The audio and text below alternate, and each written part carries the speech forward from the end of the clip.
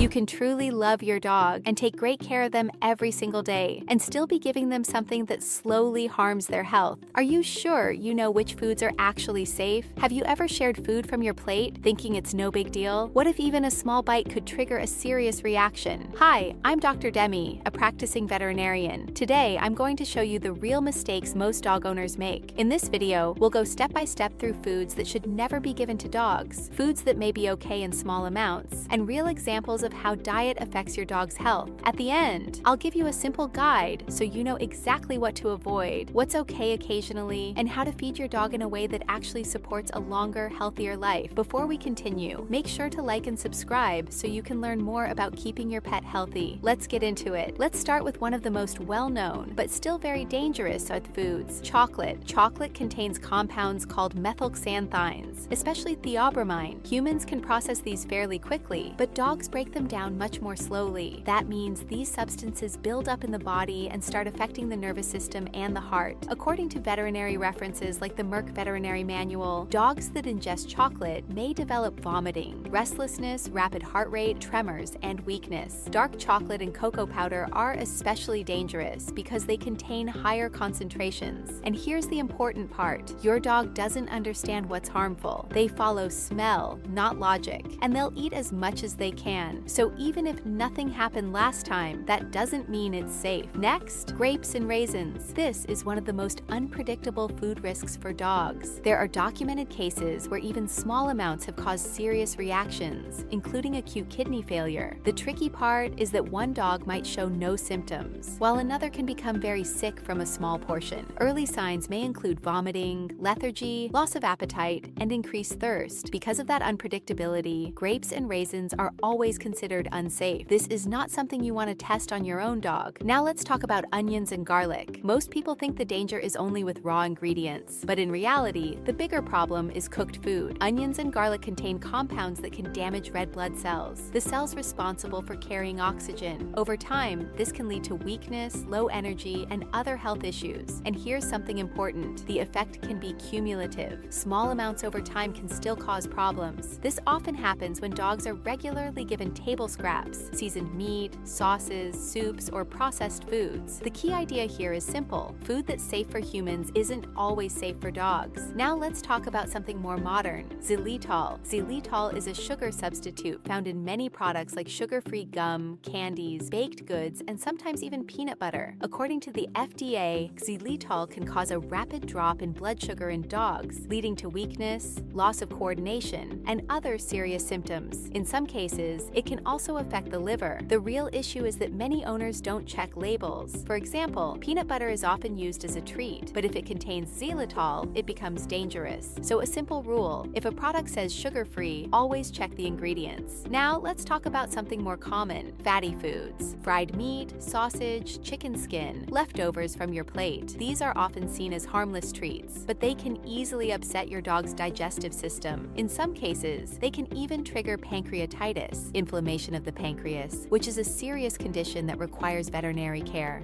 And again, it's not always about one bite. It's about habits and consistency. Now, about bones. There's a very common belief that dogs need bones. In reality, cooked bones can splinter into sharp fragments. These fragments can injure the mouth, throat, stomach, or intestines. They can also lead to blockages. If your dog needs something to chew, it's much safer to use products specifically designed for dogs. Now let's talk about what can be safe. In small amounts, and if your dog has no health issues or allergies, simple foods without salt or seasoning may be okay. For example, plain cooked chicken, some vegetables, or dog-specific treats. But it's important to understand, these are not the foundation of your dog's diet. They are just occasional additions. And this is the part that most people overlook. The most reliable and safest way to feed your dog is a high-quality, balanced dog food. Why? Because it already contains the right nutrients in the correct proportions. This supports overall health, energy levels, weight, coat condition, and digestion. Dogs rely more on smell than taste, so they don't need constant variety the way humans think they do. What they need is consistency and balance. When the diet is stable and properly formulated, the body functions more efficiently, and that directly affects both lifespan and quality of life. Let's quickly recap.